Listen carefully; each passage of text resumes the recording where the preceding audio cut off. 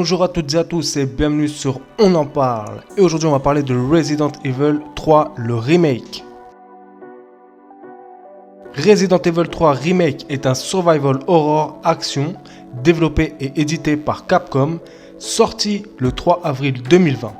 Il est le remake de Resident Evil 3 Nemesis, sorti en 1999 sur PS1.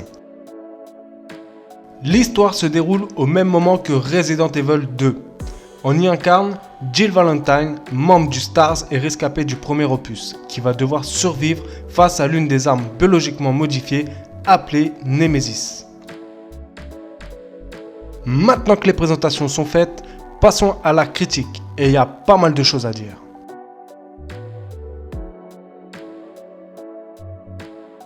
Après le succès critique et commercial de Resident Evil 2 Remake, Capcom n'a pas attendu longtemps pour sortir le remake de Resident Evil 3. 1 an en tout et pour tout. La stratégie de Capcom a toujours été la même, c'est-à-dire, ils réalisent un excellent jeu, puis un deuxième, et ensuite exploitent le filon jusqu'au bout, jusqu'à ce que les critiques fusent et les ventes déçoivent. Et ensuite, ils nous sortent un excellent jeu, puis bis repetita, vous connaissez la chanson. Et c'est vraiment le problème de Capcom. Resident Evil 3 est un bon jeu, mais il m'a déçu sur des points où je reviendrai dans la partie défaut du jeu. Malgré que je sois déçu, je le trouvais assez fun à jouer, mais ses qualités ne peuvent pas l'emporter sur ses défauts. C'est pourquoi je lui donne une note de 13 sur 20. Contrairement à d'habitude, je vais commencer par les défauts. Déjà que la campagne est courte pour ce type de jeu, comptée entre 4 et 7 heures de jeu, le jeu coûtait à sa sortie 60 €. Et je trouve que c'est abusé car trop cher pour le peu de temps de jeu qu'il propose. Alors oui, il y a le multijoueur en plus, mais j'y reviendrai. De plus, il y a des scènes où on joue dans des lieux du remake du 2, et ils ne se sont pas trop foulés. Donc ça, c'est la première chose, c'est-à-dire qu'on a un jeu avec une durée de vie minable pour 60 €. Spécialement, ça ne me dérange pas qu'il n'y ait pas le beffroi ou le parc comme dans l'original, même si je sais que ce sont des lieux très importants. C'est un remake, donc il réinvente l'histoire. Mais si tu enlèves des choses importantes de l'original, c'est pour nous donner mieux, et là, ce n'est pas le cas. Bon, passons au Nemesis. Sérieusement, c'est une blague? Ok, il est stylé. Ok, il fait flipper. Et ok, il est bien fait. Mais en vrai, ils l'ont pas respecté. Dans mes lointains souvenirs, il me semblait que dans l'original, il était plus relou à tuer et que j'en avais vraiment chié à l'avoir. Enfin, c'est peut-être moi, mais je n'ai pas eu trop de frissons contrairement à Mr. X de Resident Evil 2 Remake. Passons au QTE. Bon, vous savez ce que je pense des QTE, je suis pas trop fan. Alors là, j'ai rien à dire au QTE présent car il n'y en a pas beaucoup et ça ne casse pas trop le rythme du jeu.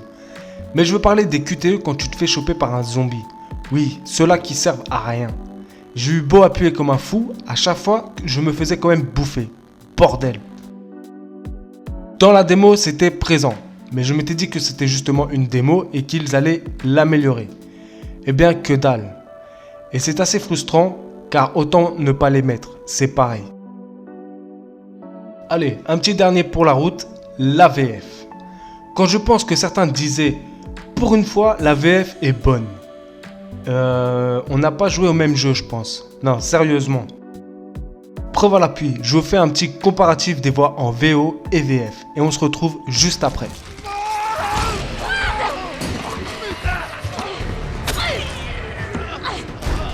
Oh merde! C'est autre chose. On va s'en sortir tous les deux. Ah, Nedil! C'est bon! Don't think about it. We're gonna make a run for it. Come on, Jill! We know how this ends! No, I don't. Are we still a team? Always. Then do me a favor. Don't fuck up like I did. Go! Carlos, t'as même pas demandé son nom à cette charmante demoiselle. Carlos, you didn't even think to ask fine young lady her name?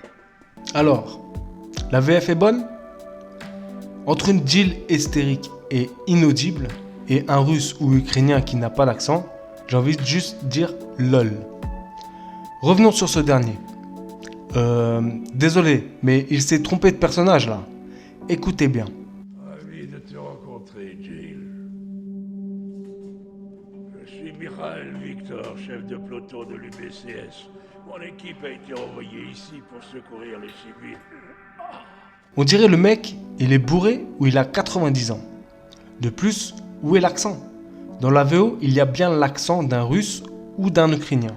Mais là, version française, il n'y a aucun accent. Et en plus, il parle normal. Donc ouais, je suis désolé, mais moi, dès que j'ai joué en VF pour voir comme ça, pour voir qu'est-ce que ça donnait, eh bien, dès que j'ai vu cette scène-là, j'étais mort de rire. Et j'ai arrêté tout de suite. Et j'ai mis tout de suite en VO, et qui d'ailleurs, en passant, de très bonne qualité. Voilà pour les défauts majeurs que j'ai observés. Alors maintenant, je vais parler des points où je ne mets ni dans les qualités ni dans les défauts. On va dire que c'est un entre-deux. L'intro est une vidéo en prise de vue réelle. Et j'ai pas compris pourquoi. La dernière vidéo de ce type sur un Resident Evil, c'était le premier opus de 96. Qui était cheap, c'est vrai, mais sympathique. Alors pourquoi mettre ça dans celui-là? Alors attention, la vidéo est bien faite, mais je ne comprends pas, c'est tout. Enfin, je sais pas, mais je veux juste de la cohérence. Maintenant, parlons du rythme. J'ai pu lire et entendre que le jeu était trop orienté action. Oui et... L'original à sa sortie était critiqué de la même façon, car à l'époque les fans étaient déçus de cette orientation. Eh bien moi pas. Au contraire, il devait changer le rythme et c'est normal, c'est la logique de l'évolution. C'était un survival horror, mais avec plus d'action, donc il est logique pour celui-là que ce soit pareil.